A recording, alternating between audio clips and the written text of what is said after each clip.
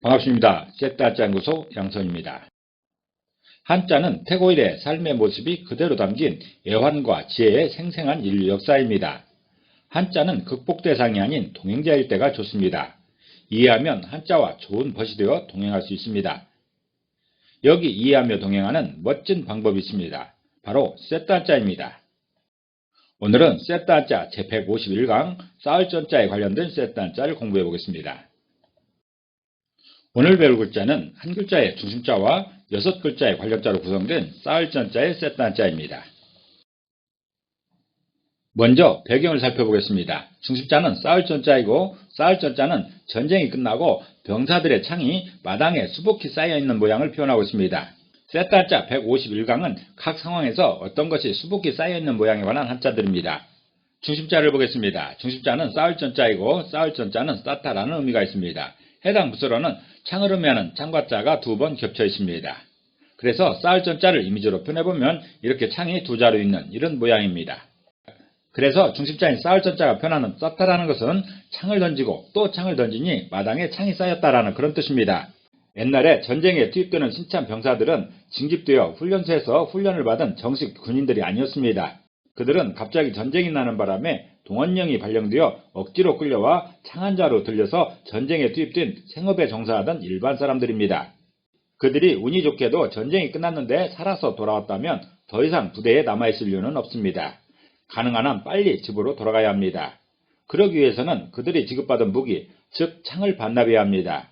그런데 그 창이 사람 중에는 여포, 말 중에는 적토마라고 하는 그 여포의 방천 화극이나 또는 장비의 장팔 사무처럼 제대로 된 무기가 아니라 죽창처럼 조잡한 것이라서 대부분 망가지고 다시 사용할 수 없는 그런 상태입니다. 그래서 무기고에 영수증을 작성하며 반납하는 것이 아니라 연병장에 대충 던져놓고 가면 됩니다. 싸울전자는 그런 모양을 표현하고 있습니다. 병사들이 떠난 연병장에 수북히 쌓여있는 창들을 표현하는 그런 글자인 것입니다. 창 위에 창이 있는 그런 모양이지요. 싸울전자는 창 위에 창이 있는 모양으로 쌓였다라고 표현하고 있습니다. 연병장에 수북히 쌓여있는 창처럼 쌓인 것을 의미하는 중심자 의미를 기억하면서 관련자들을 살펴보겠습니다. 첫 번째 관련자는 얕을천자입니다. 얕을천자는 얕다라는 의미가 있습니다. 해당 부수로는 물을 의미하는 물수자와 싸다라는 의미의 싸울전자로 구성되어 있습니다. 얕을천자를 이미지로 표현해보면 물수자에 해당되는 흐르는 물의 이미지가 있습니다. 그리고 싸울전자에 해당되는 수북히 쌓여있는 창의 이미지가 있습니다. 이렇게 두 이미지가 결합된 모양이 얕을천자여서 얕을천자가 표현하는 얕다라는 말은 물은 아무리 쌓아도 얕다라는 그런 뜻입니다. 얕다라는 것은 밑에서 위에까지의 길이가 짧은 것으로서 높다라는 말의 반대입니다. 고체인 것들은 쌓는 대로 높이 쌓여가지만 액체의 것들은 쌓을 수가 없습니다. 그래서 액체인 물은 아무리 많이 쌓으려 해도 쌓이지 않고 바로 흘려서 바닥으로 퍼져버리죠. 얕을천자는 물을 쌓아도 쌓이지 않기 때문에 얕다라고 표현하고 있습니다. 두 번째 관련자는 밟을천자입니다. 밟을천자는 밟다라는 의미가 있습니다. 해당 부수로는 발걸음을 의미하는 발족자와 쌓다라는 의미의 싸울천자로 구성되어 있습니다. 밟을천자를 이미지로 표현해보면 발족자에 해당되는 걸어가고 있는 한 사람의 발걸음이 있습니다. 그리고 싸울천자에 해당되는 수북히 쌓여있는 창의 이미지가 있습니다. 이렇게 두 이미지가 결합된 모양이 밟을천자여서 밟을천자가 표현하는 밟다라는 것은 발걸음을 쌓는 것이 밟는 것이다 라는 그런 뜻입니다. 밟는 것은 발을 들었다 놓으면서 어떤 대상 위를 대고 누르는 것입니다. 그래서 한 걸음을 표현하는 것이 아니고 수많은 걸음으로 그 대상에게 충분하도록 누르는 것입니다. 다시 말해서 발걸음이 쌓여야 밟는 것이 되는 것입니다. 어렸을 적에 보리밭 밟기를 한 적이 있습니다. 국민학생 때 학생들이 단체로 어떤 밭에 들어가서 한동안 보리밭 밟기를 했던 그런 기억이 있습니다. 그때는 왜 이렇게 오랫동안 밟는가, 이러다가 보리들이 다 죽는 것은 아닌가 걱정이 되기도 했습니다. 나중에 보니 그런 것이 아니더군요. 충분히 밟아줘야 하는 것이었습니다. 밟을 천자는 발걸음을 쌓는 것이 밟는 것이다 라고 표현하고 있습니다. 세 번째 관련자는 천할천자입니다. 천할천자는 천하다라는 뜻이 있습니다. 해당 부수로는 재물을 의미하는 조개 패자와 쌓다라는 의미의 싸울천자로 구성되어 있습니다. 천할천자를 이미지로 표현해보면 조개 패자에 해당되는 재물의 이미지가 있습니다. 많은 돈입니다. 그리고 싸울천자에 해당되는 수북히 쌓여있는 창의 이미지가 있습니다. 이렇게 두 이미지가 결합된 모양이 천할천자여서 천할천자가 표현하는 그 천한 것, 그 천한 짓은 재물만 쌓는 행태다라는 그런 뜻입니다. 지체나 지위 따위가 낮은 것을 천하다고 합니다. 누구든지 자신이 천한 사람으로 취급받기는 싫어합니다. 여러 가지 조건이 나빠서 천한 취급을 받을 수도 있는 것인데 삶의 지혜가 부족해서 충분한 조건을 갖추고도 천한 취급을 받기도 합니다. 조건 자체가 안 좋아서 그런 것은 어쩔 수 없는 일이지만 조건은 괜찮은데 지혜가 부족해서라면 안타까운 경우입니다. 그 중에 가장 한심한 것은 돈은 많은데 하는 짓이 부족한 경우입니다. 이런 경우에는 동정을 받지도 못합니다. 그저 돈에만 혈안되어 사리분별이 전혀 되지 않는 사람들이 있습니다. 돈이면 무엇이든 된다 하면서 광분하는 사람들이 있습니다. 어쩌면 오늘 저녁 뉴스에 그런 사람이 나올지도 모릅니다. 왜냐하면 이 세상에는 그런 사람들이 너무 많기 때문입니다. 천하천자는 세상 어떤 것에도 관심이 없고 오로지 재물 쌓는 것에만 집중하는 그런 사람이 천하다고 표현합니다. 마치 상놈이 상투를 튼 것과 같습니다. 천하천자는 재물만 쌓는 형태가 천하다라고 표현하고 있습니다.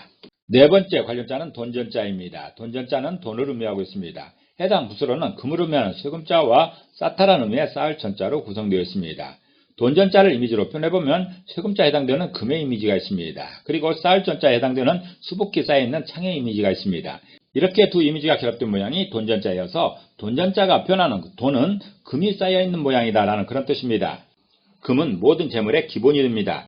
가치를 측정하는 척도가 되고 있습니다. 그래서 시간은 돈이라 하지 않고 시간은 금이라는 격언도 있는 것입니다. 근본이 제도라 해서 초기 자본주의 사회에서는 화폐를 발행할 때 그만큼의 금을 중앙은행에 보유하고 있어야 했습니다.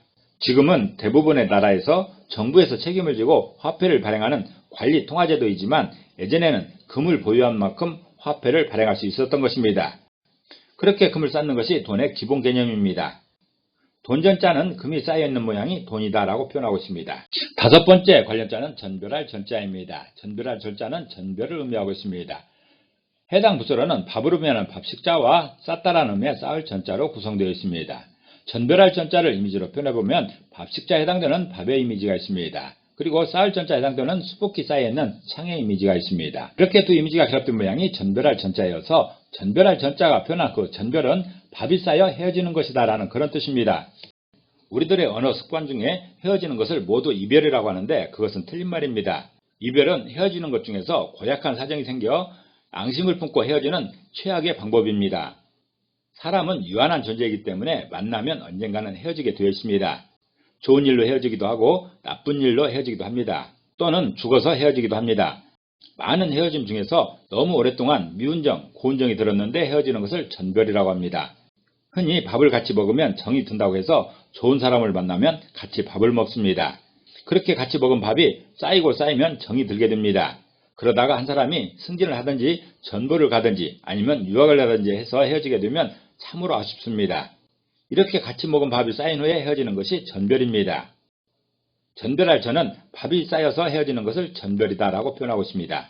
여섯 번째 관련자는 잔인할 잔자입니다. 잔인할 잔자는 잔인하다라는 뜻이 있습니다. 해당 부서로는 죽음을 의미하는 죽음표 알자와 쌓다라는 의미의 쌓을 전자로 구성되어 있습니다. 잔인할 잔자를 이미지로 표현해보면 죽음표 알자에 해당되는 죽음의 이미지가 있습니다. 그리고 쌓을 전자에 해당되는 수북히 쌓여있는 창의 이미지가 있습니다.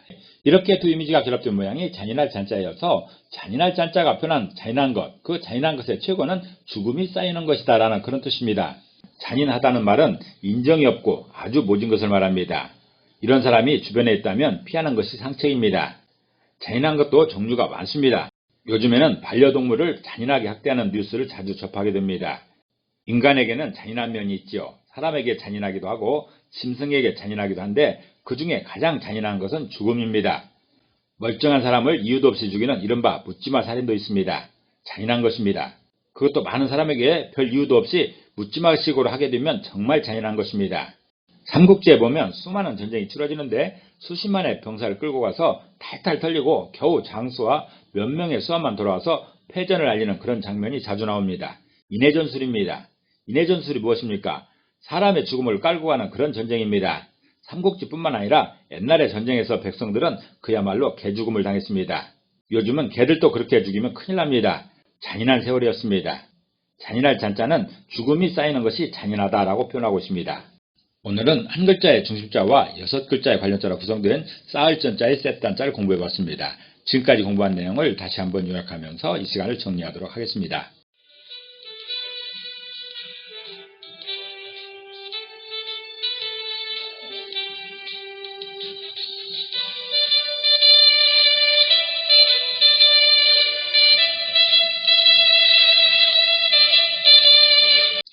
한자는 뜻글자입니다. 그래서 모든 한자에 한획 한획의 의미가 있습니다. 그렇지만 그 의미에 대단한 비밀이 있는 것은 아니고 우리들의 상식에 기반하고 있습니다. 우리들의 상식에 기반하여 이해하고 설명하는 한자 셋단자였습니다. 감사합니다.